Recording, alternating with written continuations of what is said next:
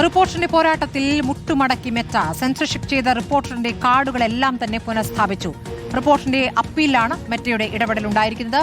മാധ്യമ അടിയന്തരാവസ്ഥ എന്ന വലിയ വിമർശനമായിരുന്നു സർക്കാരിനെതിരെ പ്രതിപക്ഷമടക്കം ഇതിൽ ഉയർത്തിയത്. വിവരങ്ങളുമായി ഷഫീഖ് താമരശ്ശേരിയും സായികുമാറുമുണ്ട്.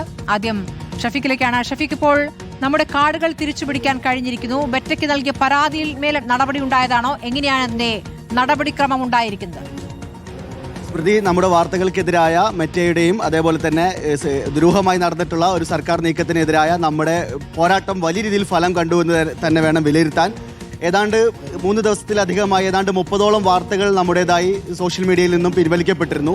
അതിനെതിരെ നമ്മൾ എല്ലാ വിധത്തിലും നമ്മൾ റിപ്പോർട്ട് ചെയ്ത വാർത്തകളെല്ലാം തന്നെ പൂർണ്ണമായും കേരളത്തിലെ മറ്റെല്ലാ മാധ്യമങ്ങളും റിപ്പോർട്ട് ചെയ്ത വാർത്തയാണെന്നും ഏതെങ്കിലും വിധത്തിൽ സോഷ്യൽ മീഡിയ ഗൈഡ് ലൈൻസ് തെറ്റിച്ചുകൊണ്ടുള്ള ഒരു വാർത്ത നമ്മൾ നടത്തിയിട്ടില്ല. ഏതെങ്കിലും തരത്തിൽ ഒരു തെറ്റായ ആശയം പ്രചരിപ്പിക്കുന്ന വാർത്ത നമ്മൾ റിപ്പോർട്ട് ചെയ്തിട്ടില്ല. അതുകൊണ്ട് തന്നെ ഈ വാർത്തകൾ തീർച്ചയായും പുനഃസ്ഥാപിക്കപ്പെടണം എന്നാവശ്യപ്പെട്ടുകൊണ്ട് ഈ മുഴുവൻ വാർത്തകളുടെയും സമഗ്രമായ വിവരങ്ങളും അത് റിപ്പോർട്ട് ചെയ്ത മറ്റ് മാധ്യമങ്ങളുടെ ലിങ്കുകൾ അടക്കം വെച്ചുകൊണ്ട് നമ്മൾ മെറ്റയെ സമീപിച്ചിരുന്നു. ആ രീതിയിൽ മെറ്റയുടെ ഇന്ത്യൻ ഗ്രീവൻസ് സെല്ലിന് നമ്മൾ നൽകിയ വിശദമായ മെയിലിൽ നമ്മുടെ വാർത്തകൾക്ക് നേരെ നടക്കുന്ന ഈ ഒരു സെൻസർഷിപ്പ് അത് ഒരു കാരണവശാലും അനുവദിക്കാൻ കഴിയുന്നതല്ല. അത് വലിയ രൂപത്തിൽ മീഡിയ ഫ്രീഡത്തിനെതിരായ കടന്നുകയറ്റമാണെന്നുള്ള നിലയിൽ തന്നെ നമ്മൾ മെറ്റയെ ബോധിപ്പിച്ചിരുന്നു. അതിന്റെ അടിസ്ഥാനത്തിൽ ഏറ്റവും ആദ്യം റിമൂവ് ചെയ്യപ്പെട്ട 13 വാർത്തകൾ ഇപ്പോൾ പുനഃസ്ഥാപിക്കപ്പെട്ടിട്ടുണ്ട്. ആ വാർത്തകളെല്ലാം തന്നെ ഇന്ത്യയിലുള്ള മുഴുവൻ ആളുകൾക്കും കാണാൻ കഴിയുന്ന വിധത്തിൽ പബ്ലിക് ഡൊമൈനിൽ ഇപ്പോൾ ലഭ്യമാണ്.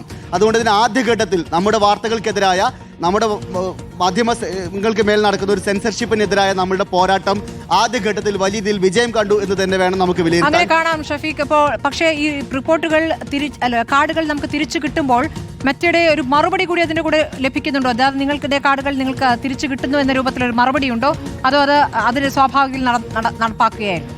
ഈ കഴിഞ്ഞ ദിവസങ്ങളിൽ തന്നെ നമ്മുടെ ആദ്യ പരാതിയെ തുടർന്ന് തന്നെ മെറ്റ നമ്മളോട് വളരെ വിശദമായി പറഞ്ഞിരുന്നു, നിങ്ങളുടെ പേജിന്റെ സ്റ്റാറ്റസോ നിങ്ങൾ ഇപ്പോൾ നടത്തിയിരിക്കുന്ന വാർത്തകളോ ഏതെങ്കിലും വിധത്തിൽ ഒരു പ്രശ്നമുള്ളതാണെന്ന് ഞങ്ങൾ വിലയിരുത്തുന്നില്ല. ഇന്ത്യയിലെ പ്രാദേശിക സർക്കാരുകൾ പ്രാദേശിക അതോറിറ്റി നൽകിയ ഒരു ലീഗൽ റിക്വസ്റ്റിന്റെ അടിസ്ഥാനത്തിലുള്ള ചില പ്രദേശങ്ങളിൽ ഈ വാർത്തയുടെ വിസിബിലിറ്റി നിയന്ത്രിക്കുന്നു എന്നുള്ളത് മാത്രമാണ്. മറ്റൊരു തരത്തിൽ പോലും നിങ്ങളുടെ പേജുമായി യാതൊരു പ്രശ്നവും ഇല്ല എന്ന് മെറ്റ നമ്മൾ ആദ്യഘട്ടത്തിൽ അറിയിച്ചിരുന്നു.